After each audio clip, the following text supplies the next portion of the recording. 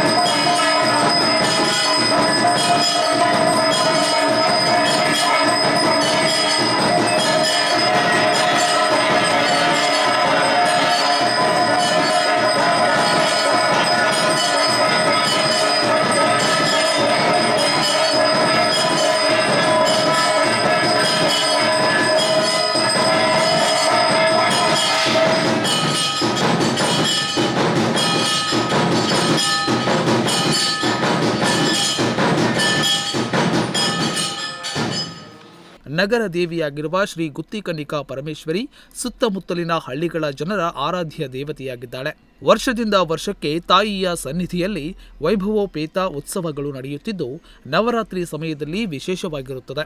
ವಿವಿಧ ಧಾರ್ಮಿಕ ಕಾರ್ಯಕ್ರಮಗಳ ಜೊತೆಗೆ ಭಜನೆ, ಕೀರ್ತನೆ ಹಾಗೂ ಮಕ್ಕಳಿಂದ ಸಾಂಸ್ಕೃತಿಕ ಕಾರ್ಯಕ್ರಮಗಳು, ಯಕ್ಷಗಾನ ಕೂಡ ನಡೆಯುತ್ತದೆ.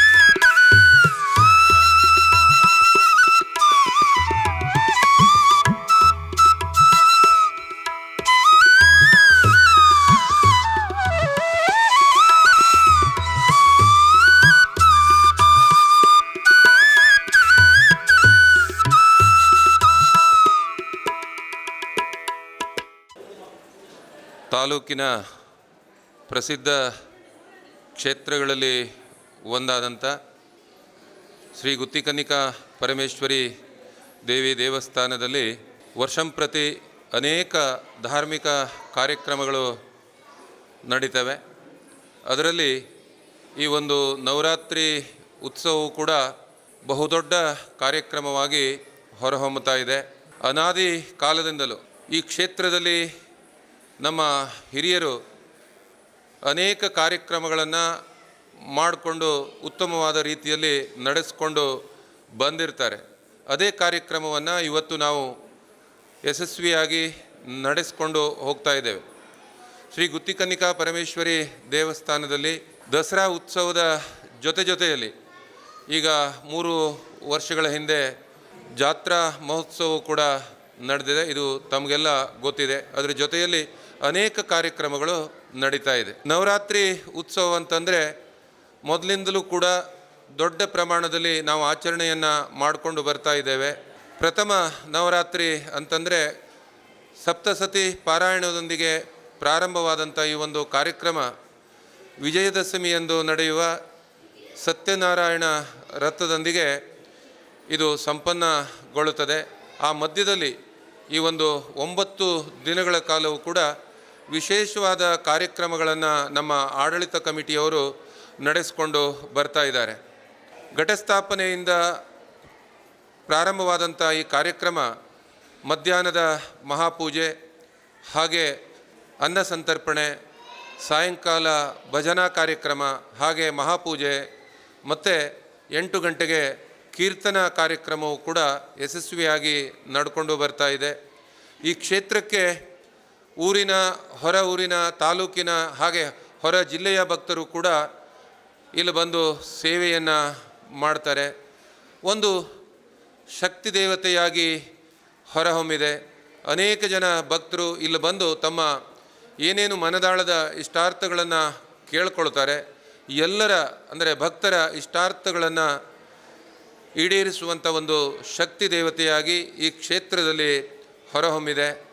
ಪ್ರತಿನಿತ್ಯವೂ ಕೂಡ ಸಾಕಷ್ಟು ಜನರು ಇಲ್ಲಿ ಬಂದು ದೇವರ ದರ್ಶನವನ್ನು ಪಡಿತಾರೆ. ಅವರಿಗೆ ಎಲ್ಲ ರೀತಿಯ ಅಂದರೆ ಇಲ್ಲಿ ಬಂದಾಗ ಭಕ್ತರಿಗೆ ದೇವರ ದರ್ಶನ ಇರ್ಬೋದು, ಊಟೋಪಚಾರದ ವ್ಯವಸ್ಥೆ ಇರ್ಬೋದು, ಎಲ್ಲ ವ್ಯವಸ್ಥೆಯನ್ನು ತಕ್ಕ ಮಟ್ಟಿಗೆ ನಮ್ಮ ಆಡಳಿತ ಕಮಿಟಿಯವರು ವ್ಯವಸ್ಥೆಯನ್ನು ಮಾಡಿದ್ದಾರೆ. ಇಲ್ಲಿ ಪೂಜಾ ಕೈಂಕರ್ಯಗಳು ಕೂಡ ಬೆಳಿಗ್ಗೆ ಹಾಗೆ ಮಧ್ಯಾಹ್ನ ಹಾಗೆ ಸಂಜೆ ತ್ರಿಕಾಲ ಪೂಜೆ ಮೊದಲಿಂದಲೂ ಕೂಡ ನಡ್ಕೊಂಡು ಬಂದಿದೆ. ಭಕ್ತರಿಗೆ ಮನಮಟ್ಟುವಂಥ ರೀತಿಯಲ್ಲಿ ಸೇವಾ ಅಂದರೆ ಪೂಜೆಯನ್ನು ಮಾಡಿಕೊಡುವಂಥ ಒಂದು ಅರ್ಚಕರೊಂದೂ ಕೂಡ ನಮ್ಮಲ್ಲಿ ಇದೆ. ಹಾಗಾಗಿ ಈ ಒಂದು ಕ್ಷೇತ್ರ ನಾವು ಈಗ ಕೇಳ್ಕೊಳ್ಳುವುದಿಷ್ಟೇ, ಭಕ್ತರ ಸಹಕಾರದಿಂದ ಇಲ್ಲಿ ಆಗಬೇಕಾದ ಕೆಲಸ ಕಾರ್ಯಗಳು ಕೂಡ ಇನ್ನೂ ತುಂಬ ಇದೆ.